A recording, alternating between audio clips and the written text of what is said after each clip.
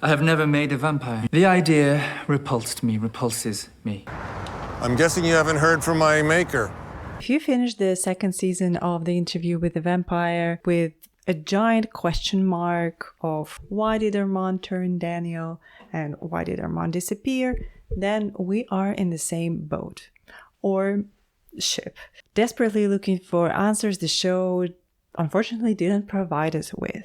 Damn you cliffhangers. But don't worry, because I got my research cap on and got you and myself as many answers as I could. So join me as I dive deep into the complex history of Armand and Daniel and try to unravel what's really going on between them. Beware, there are going to be major spoilers. We'll start from the beginning. And I'm not kidding. In 1988, Anne Rice wrote The Queen of the Dam, the third installment of her Vampire Chronicles series, and a continuation of The Interview with the Vampire and The Vampire Lestat. The fourth chapter in that book was called The Story of Daniel, the Devil's Minion, or the boy from Interview with the Vampire. It told us a story of, you guessed it, Daniel, the reporter who interviewed Louis in the first book. Daniel actually got his name in that chapter because in the first book he was just called a boy. We start when our boys had a rest. I'm not your fucking boy. The chapter tells us what happened to him after he interviewed Louis and how he came to know and love the vampire Armand. The story in this chapter has everything: stalking, torture, interviews, cock chair, blood addiction, museum outings, alcoholism, blenders, Italian architecture, microwave mice, blood amulets, Blade Runner, and most importantly, love. Armand and Daniel fell in love there and had a 12-year-long relationship that culminated in Armand turning Daniel at age 32 because Armand just couldn't let him go. Armand hadn't made a fledgling in all of his 500 years of life because he saw vampirism as a curse and a fate worse than death. But he just couldn't let Daniel die, so he made his first fledgling. And his only child. Out of love, of course, not out of spite. There's also the chance that Armand was repeating the cycle that started with his own maker, but that's a discussion for another time. The Queen of the Dam chapter is also significant in terms of Armand's character development because Anne Rice herself admitted that she had seen Armand as an antagonist, as a villain, up until she started writing this chapter. And here she says the following about Armand. He'd been a horrible person in Interview with the Vampire, but I think he's a good person with Daniel. I loved his affair with Daniel. And then, of course, she starts mentioning S&M, because why not? So in a way, Armand's relationship with Daniel granted him a kind of absolution for what he did in the first two books. And that was a lot. I wasn't in the fandom at the time since I was -2 years old, but from what I gathered during my research, this chapter captured the hearts of impressionable vampire-obsessed youths and spawned quite a following. And last but not least, it gave Armand and Daniel their ship name, Devil's Minion. Armand and Daniel, or Devil's Minion from now on, became one of the fandom's favorite pairings. For example, if you look up the number of fanfics on Archive of Our Own, Devil's Minion is the second most popular pairing in the fandoms for both the book series and the TV show, which is kind of crazy because the former had just one chapter in 13 books and the latter is mostly based on that same chapter. So its power is unprecedented. But returning to the books, Devil's Minion chapter was magnificent and the fandom waited with bated breath for its continuation. And what happened next was disappointing. In short, Anne kind of forgot about the spectacular love story she herself created. Next two books featured Armand, but no Daniel. At the end of Memnoch the Devil, she killed Armand off, but then she changed her mind and brought him back to unlife in his solo book, The Vampire Armand. Unfortunately, Daniel only got a passing mention in that book, and we only learned that he and Armand couldn't bear each other's company post Daniel's turning and broke up. After that, Armand was doing his own thing, being a single dad and obsessing over Lestat like every other character of Vampire Chronicles. Meanwhile, Daniel temporarily lost his marbles and shacked up with none other than Marius, Armand's maker. Yeah, that's a lot of melodrama there. But don't despair. Armand and Daniel do end up together in the Vampire Chronicles. The penultimate novel, Prince Lestat in the Realms of Atlantis, tells us that Daniel dumped Marius and went back to Armand. And that's it. It's the last mention of Daniel in the books. The last book in the series, Blood Communion, doesn't have Daniel in it at all. So that's a lot of squashed potential, if you ask me. That's why I'm grateful for the AMC's reimagining of the story. Because Rowling Jones is actually doing something incredible. He's trying to create a singular, engaging, and working narrative by gathering all the great parts from the books and ignoring all the not-so-great ones. So if that means that Daniel takes over the role of the chronicler or the Devil's Minion storyline gets expanded, I'll be only cheering Rowling on. So let's see how we can apply the book knowledge and the fandom lore to AMC's Armand and Daniel and their relationship. The biggest difference from the source material is obviously a shift in the timeline. Daniel now is an old, accomplished writer. That's already a pretty big deviation from the Devil's Minions chapter, where Daniel got turned at the ripe old age of 32. That led fans to create a theory that's so accepted in the fandom now, and that theory is that instead of turning Daniel in 1985 as per book canon, Armand wiped Daniel's memories of their 12-year-long affair because it was established that Armand tinkered with Daniel and Louis' memories, so what's another tinker anyway? You might ask, why did Armand do it? To save Daniel, of course. In the book, Armand turned him because Daniel was dying. And, well, look at that. In the show, he is too. In the book, Daniel destroyed his health by alcohol, by chasing a high of Armand's blood, by chasing vampirism and death. Also, Akasha was rising, and there was all kinds of pressures. But in the show, Daniel is alive now. Akasha hasn't risen yet, so there was no pressure to deal with Daniel's near-death condition. So Armand could have decided to save Daniel's life by removing himself from it. So then, without Armand's blood and the possibility of eternal life that Armand kept denying him by dangling in front of him, Daniel was free to get his life back on track, which he did, mostly. He did fuck up everything that was in his career, thanks to Louis, actually, so maybe there is a part of him missing that kept him from actually moving on. So what hints are there at that theory? 1985 is a pivoting year in the book for Daniel. He finally got turned after years of jonesing for it. In the show, 1985 is somehow also significant for Daniel, but Daniel's timeline surrounding it makes little sense and is either sloppy writing or clever foreshadowing. So what do we know about Daniel's past? He was married twice and he has 2 daughters. His first wife's name is Alice. We'll return to that. He proposed to Alice in 1985 in Paris. She was pregnant. In 2005, Daniel is anguished by the fact that she said no to his proposal. She said no. However, in 104, he remembers the proposal fondly and says that he did it after he got his shit together. Alice married him anyway. This is the dessert I had after I proposed to my first wife. After I got my shit together. We were in Paris. Little cafe on the Rue Servandoni, up the way from Saint-Sulpice. I know it. It's a beautiful street.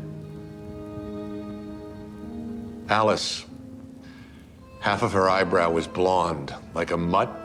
She always dyed it back to brown.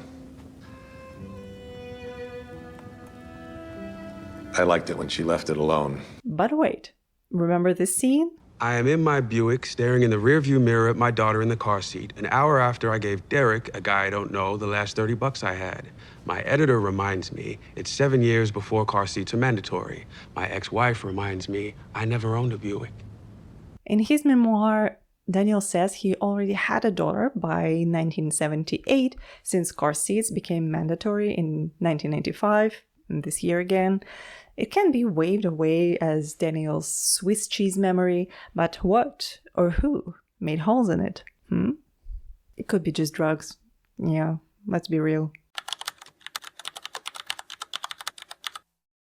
The 5th episode of the 2nd season is actually pretty accurate. Devils, Minions, Weiss. It's more or less how the relationship started in the book. In the book, Daniel went to New Orleans looking for Lestat, didn't find him, but found Armand, who was hanging around because he's obsessed with Lestat. Armand kept Daniel prisoner in New Orleans for 3 days and then let him go, saying that he would follow Daniel, and as long as Armand was entertained, Daniel would live. In the show, the imprisonment was a tad more violent. He's just fine.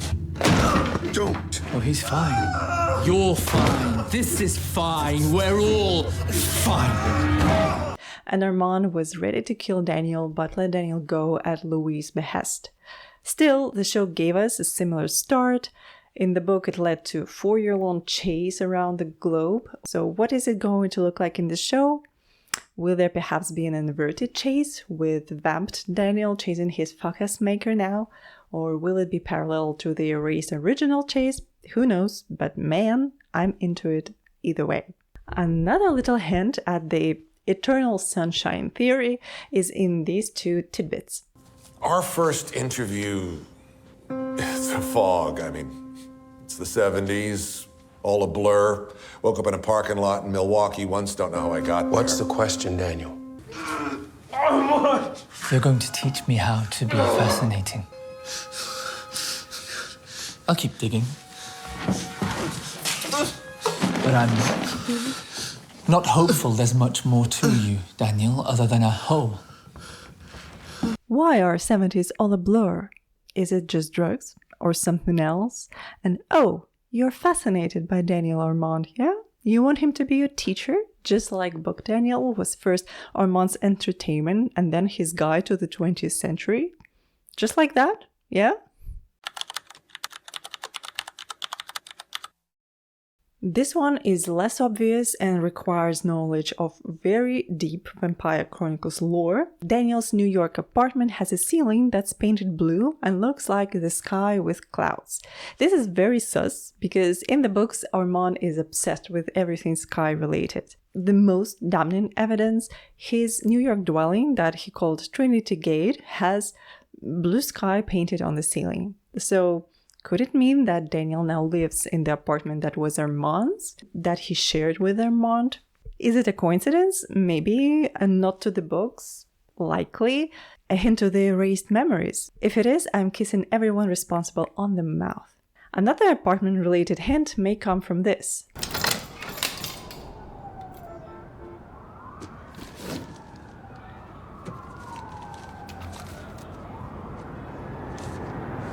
The bylaws of my co-op say only the mailman can have the key that opens up all the mailboxes. So did you guys get to my mailman?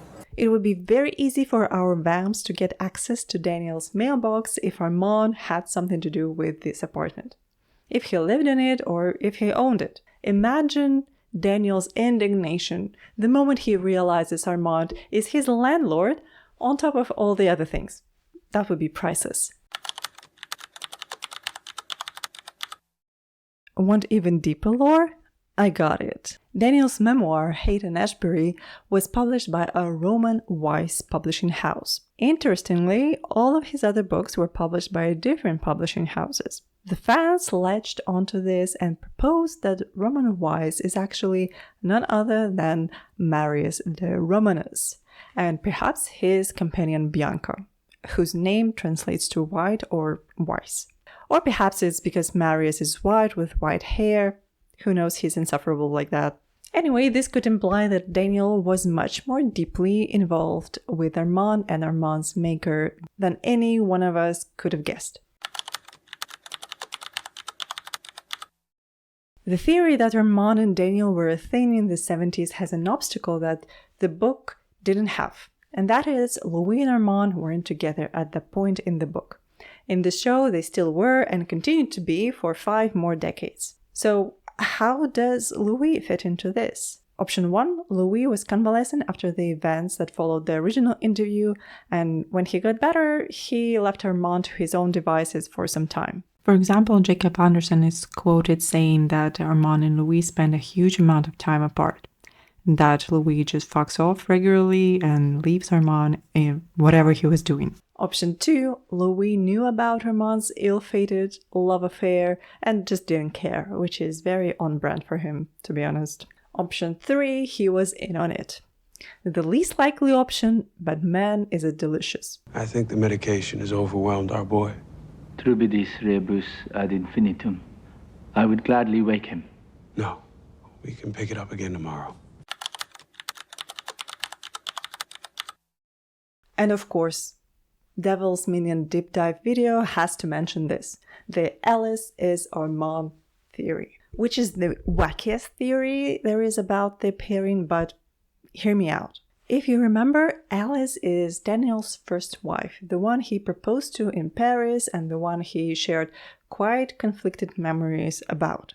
Before we delve into the details of the theory, let's rewatch this gem of a scene in 202 that fueled this theory into stratosphere. Alice is in her third trimester. She steps in gum on the corner of Rue Palatine and Servandoni. The old parlor trick. She makes you scrape it off with a credit card. It's not a credit card. I have no credit. It's a library She's card. wearing that short purple dress you favor. I like the way she walked you in it. felt She was freer confident. to hold her hand in Paris. I wonder why that is. Hitting the garage door, Louis. All the crap. Have at it. You worked so hard to get that table right in the corner so you could pull out the ring. The ring. That's good. Just at the right moment to surprise her. Which I did. And what did she say when you finally asked her to marry you?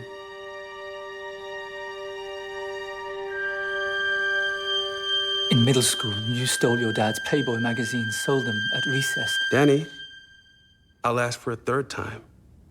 What did Alice say when you finally asked her to marry you? Louis, perhaps we should... She said no. Huh?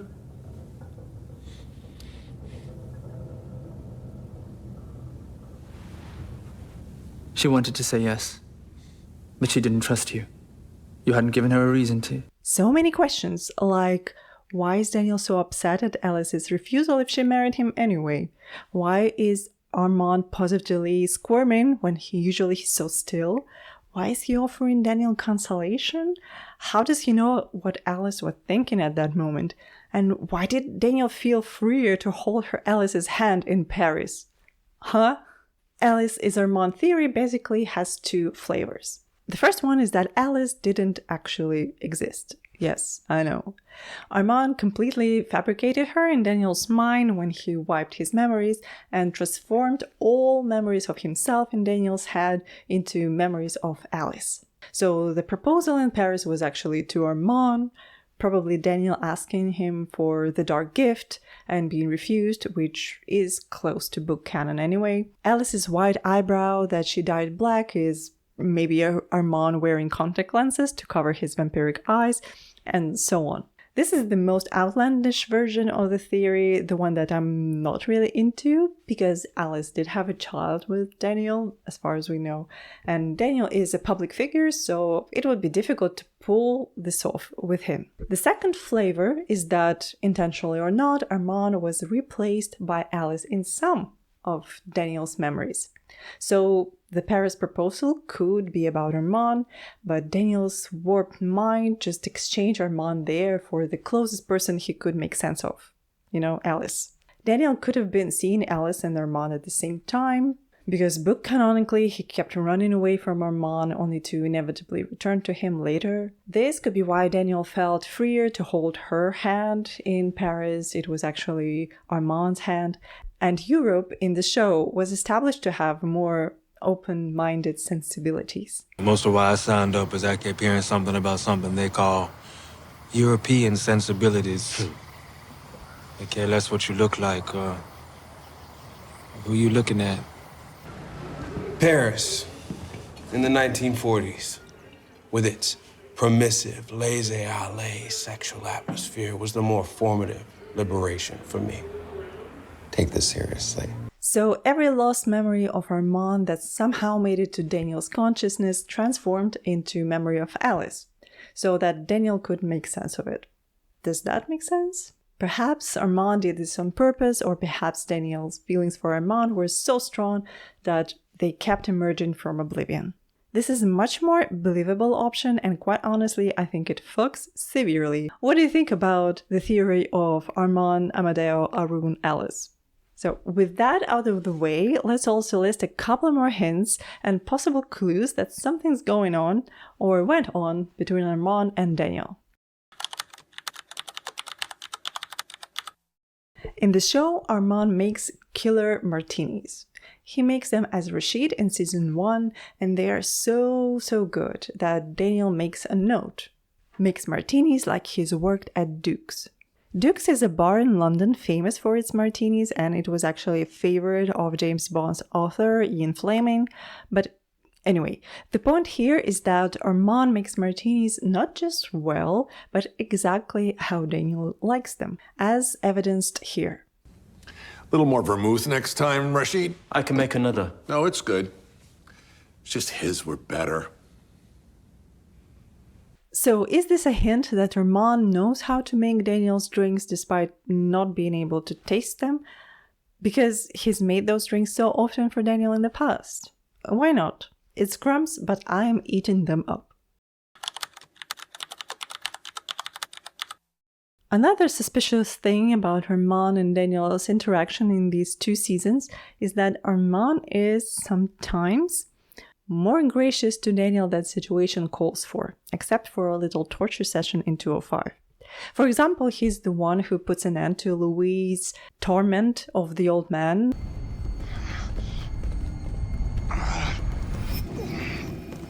What did Alice say when you finally asked her to marry you? Louis, perhaps we should... She said no. Of course, it could be explained by Armand protecting Louis from himself, as he said, but let me bask in my delusion for a bit. Also look at the acting choices that were made here. Where does the bullshit start? Armand, Amadeo, Arun.